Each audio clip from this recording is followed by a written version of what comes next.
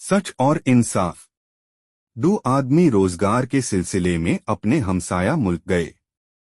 शुरू में उन्हें कोई खास काम ना मिला, इसलिए वो छोटे मोट काम करके गुजारा करते रहे।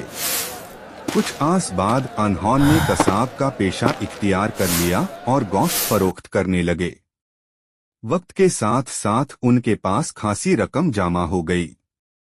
जब अच्छी कमाई हो गई तो अनहोनी ने वतन वापस जाने का फैसला किया। अपनी सारी कमाई एक थैली में डालकर वो रावण हो गए।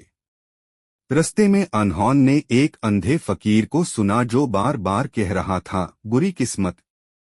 आंखों की रोशनी भी चली गई और दौलत भी।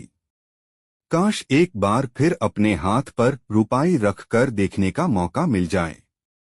ये सुनकर दोनों रुक गए। एक ने फकीर से पूछा, भाई तुम कौन हो और किस्मत से यूं शिकवा क्यों कर रहे हो? अंधे फकीर ने आह भरी और कहा, क्या बताऊं भाइयों। एक वक्त था जब मेरे पास हजारों रुपए थे, मगर बदकिस्मती से सब कुछ तबाह हो गया और मैं फकीर बन गया। अब दिल चाहता है कि अपना ना सही, दूसरों का रुपया ही हाथ पर रखकर चांद लम्हों के लिए दिल खुश कर लूं। दोनों आदमी बहुत रहमदिल थे। अनहोनी ने आपस में मशवरा किया और अपनी थैली फकीर के हाथ में थामा दी और कहा, लो भाई, ज़रा दिल खुश कर लो। फकीर ने उनका शुक्रिया अदा किया और थैली खोलकर सिक्के टटोलने लगा। कुछ देर बाद दोनों ने अपनी थैली वापस मांगी। ये सुनते ही फकीर के तेवर बादल गए। वो बोला, थैली? कौन सी थैली? किसकी थैली? वो कहने लगे, बस अब बहुत हो गया मजाक, हमारी थैली वापस करो, हमें वतन वापस जाना है। फकीर ने थैली मजबूती से पाकर ली और जोर जोर से चिल्लाने लगा, क्या जमाना आ गया है। सारी उम्र भीख मांगकर मैंने पैसा जमा किया और अब ये लोग मुझे लूटना चाहते हैं। फकीर की चीख ओ पुकार सुनकर लोग जमा हो गए और दोनों आदमियों को डाकू समझकर पाकर लिया। दोनों बहुत समझते रहे मगर किसी ने यकीन ना किया।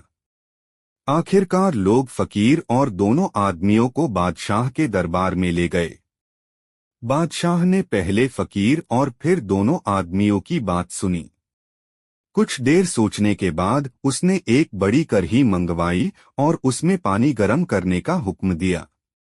जब पानी उबलने लगा तो बादशाह ने हुक्म दिया कि थैली खोलकर सारे सिक्के कढ़ी में डाल दिए जाएं। बादशाह खुद कढ़ी के पास गया और पानी की सतह को गौर से देखा। फिर हुक्म दिया कि पानी गिरा दिया जाए। कुछ देर बाद बादशाह ने फैसला सुनाया कि थैली दोनों आदमियों की है। फकीर को कैद खाने में डाल दिया गया और दोनों आदमियों को उनकी रकम वापस कर दी गई। दरबार में मौजूद लोग हैरान थे कि बादशाह ने सच और झूठ में फर्क कैसे किया। जब पूछा गया तो बादशाह ने कहा, हमने गर्म पानी की सतह पर गोश्त की चिकनाई देखकर अंदाजा लगा लिया था कि ये रकम गोश्त फरोख्त करके कमाई गई है। ये सुनकर दरबार में मौजूद हर शख्स बादशाह की दाने और इंसाफ पसंदी की तारीफ करने लगा।